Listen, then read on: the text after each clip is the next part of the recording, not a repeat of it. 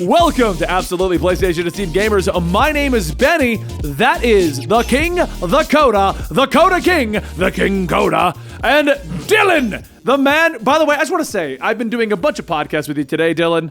Your hair and outfit are on point. I am jealous. You look amazing today. I got a haircut. I have curtain bangs now. I didn't know there was a terminology for that, but okay. They're called curtain bangs because they're like now. curtains. Today we're going to talk about China banning gaming. Like, it's actually a thing. There's Again. rules, and we're going to go through it. Again. It's worse now. It's worse now. I do want to do a little caveat before we get into it. Obviously, and it's sad that the world we live in, I have to say this, but obviously none of us live in China, and we are not dealing with these laws firsthand. So this is just us reading articles and giving you our opinions on this direction they are taking. All right. Kodo, since you decided to bring this one to the podcast table, can you fill us in from the dark, dim glow of your cave? So China has this weird thing about they're one of the biggest video game markets in the world, but also they don't like video games. Yeah. Like Tencent is one of the largest companies that exists, but they're extremely upset with the ways that China's government is taking it. So now, if you are less than 18 years old, you can play for, I think it was 90 minutes on weekdays, and then they're limiting it even more to the weekends, Friday, Saturday, Sunday.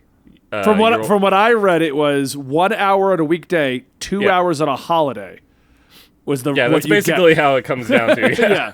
Which, wow, you can get so much done. I think that's what that was partially what it used to be. I'm pretty sure now it's just the weekend, 8 to 9 p.m. That's when you play. 8 to 9, which is only an hour. And also, I didn't realize this until I was researching this. All of China is one time zone. Oh, I didn't know that. Yeah, it encompasses maybe we can learn from that. Zones. Let's take that, because I'd love that. Yeah, that'd make things a lot easier. Are you sure? Because you still have to go to school at 7 a.m. And it I might not be your 7 a.m. So let's talk about that first off the bat. China is only allowing, if you're under 18, you to play 1 hour of a video game. I want to look at that real quick. What could you accomplish in your games in 1 hour? Because, Dylan, I just sent you 4 hours of a cowboy game. Mm-hmm. If I was limited to 1 hour of that game, I'd accomplish nothing. I think I would have made it and changed clothes. I mean, the first 30 minutes of playing a game is you getting together with your friends. So that's half the time. I mean, Coda, we raid once a week, and the first 30 minutes is like, all right, is everyone ready? Can we zone in yet? Can we go do the raid? Oh, yeah. If you're a solo DPS player queuing into an Overwatch match, you do one game. That's your night. You could not day one Destiny raid. No. You couldn't. I'm just imagining, I spent time on Valhalla yesterday, and I was playing it for 3 hours, and I accomplished one story mission. How do you just pause it and walk away? What do you do?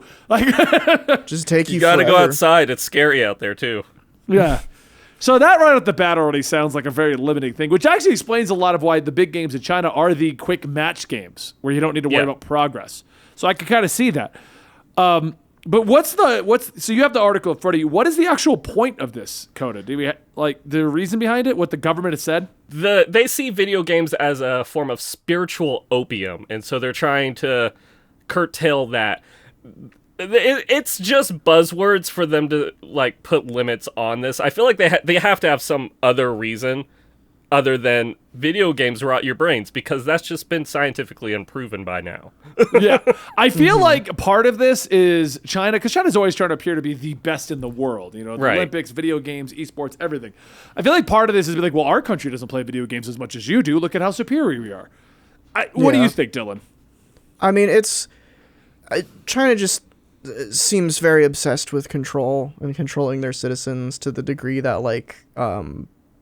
I don't know much about the system that they put in place, where you get points based on how liked you are in society and everything. But there are these Black Mirror type concepts that are just real in China. Yeah. And it's People don't realize Black Mirror is not a future fantasy. It's just China. Yeah. The scary thing about Black Mirror is that it's very accurate. but I don't know. I don't love it. Like, I don't think that's an unpopular opinion to say that, like, a lot of the stuff that they're doing over there is just kind of uncool. And they can hide behind, like, platitudes of, like, oh, we want to, because this is it's for underage people. Once you're over 18, you do whatever you want. Well, not whatever you want. There's still restrictions on. There's still restrictions, but less. Yeah, you could play video games. But it's just like, I don't know. It comes, and maybe this is kind of at a very American kind of viewpoint. Trying to step outside myself to see it from every perspective. Yeah. But like, it's not the government's business or the place where you live's business to tell you how to conduct yourself in manners that don't affect other people. Like, right.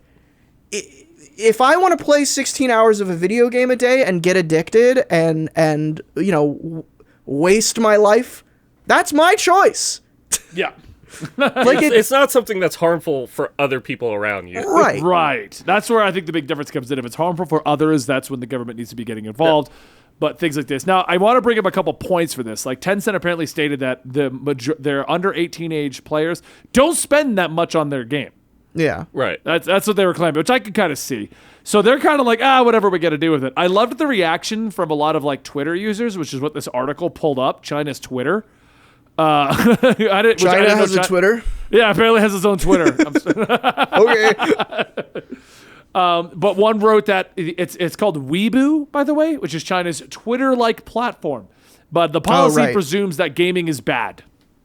That one I agree with, because like you said, Coda, we've proven that it's not. Like, people still like to claim that occasionally, but generally there's enough studies out there that prove if a video game is going to alter your mindset, you were already predisposed to have that problem. That's something that's not gaming related. That's something you related. Like, there's always, like, anytime like a tragic incident happens, like a mass shooting or something, they're like, and this guy played video games. The video game that he played was, Guitar Hero. He was really, he really liked that. But it's the video game's fault. Yeah. It's just the people want a really simple and direct causality to why bad things happen. And there's always some fad for what the reason is right now. Like, Pokemon cards are going to make your kids worship the devil. Like, no, they're not. Right. I mean, I'll worship Charizard. Oh my god, my shiny Charizard! Like, it all started way back with the Comics Code Authority, I think, was whenever they were like, oh, easy scapegoat. And then it moved on to, like, TV shows. It's like, oh, easy scapegoat. Chucky's making our kids want to become serial-killing little dolls. I think there are... Now it's just video games. Don't quote me on this, but I'm pretty sure if you go back... again, I'm probably talking out my ass here, but I feel like I read this somewhere. Like, back when, like, books started to be a thing. Oh, yeah. Like, society was like, books are poisoning our youth. And it's like, oh, yeah. No, that was 100% Fahrenheit 451 is a great example. You know? I'm pretty sure this has to be, like, a Family Guy skit or something. I just want to see, like, a person playing with, like, the hoop and stick, And then an old person walks by like, corrupting the youth! Yeah, exactly. It's like anything new, people are so afraid of. And video games are just like... And I get it. You can make a much more strong case for video games because you are playing a character who is killing someone in a lot of them. Right. But it's just... People don't especially with like the I've been watching a lot of I just started watching like Mindhunter, and I watched No Man of God, which is a movie that just came out. It's about Ted Bundy and the founding of like using psychology in criminal cases to understand why people do something other than just like, oh, this guy lost his job so he snapped. Like, it's not as simple as that, and people still don't want to accept the fact that there is like chemical imbalances in brains. There's things wrong with people that cause them to do stuff. And beyond that, just like childhoods, upbringings, anything Yeah. can cause someone to.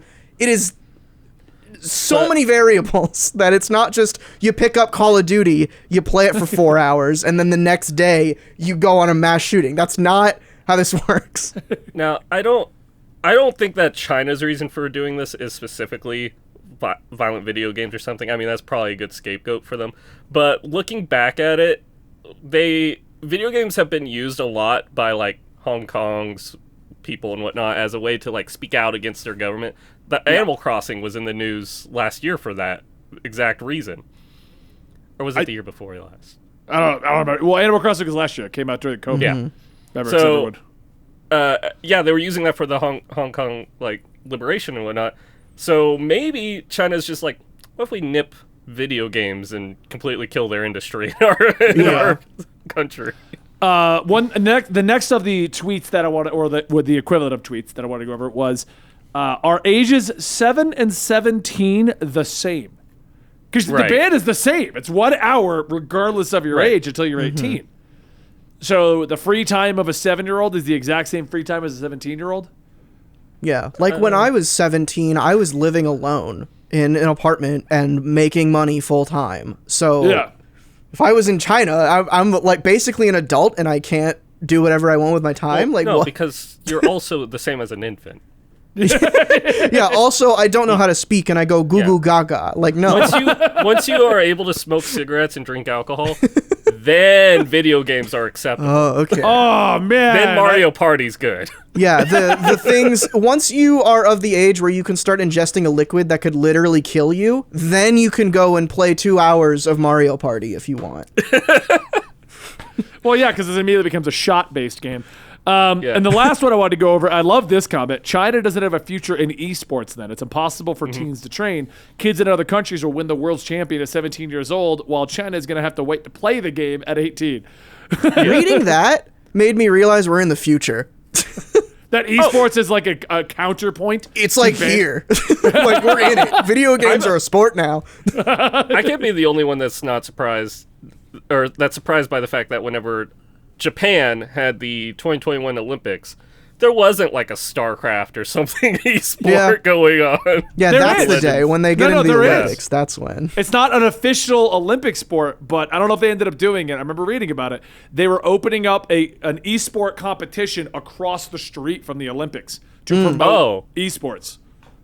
So I don't know if they went through with it because of the pandemic, but that was the plan at the time, so that there would be an esports competitive thing happening alongside the Olympics in Japan. I'm down for They it also, to be most of their music was Olympics. video game symphony stuff. That's true. It was a lot of Square Enix. Nice. I mean, overall, we don't have much more to say on this topic, but other than just like, this is kind of crazy. Because China is always the big bucks. I mean, look at how much Disney cares about China. Look at how much the movie God. industry cares about They China. bow down to China, dude. It's Yeah. insane. I mean, like I said, Tencent was one of the biggest video game like influential companies in the world, and their like stocks dropped down to like 5% of what they were before this announcement. Like it's a sharp line down. Well, yeah, because Tencent is a Chinese company, and they just got told, "Hey, people can't play your games here."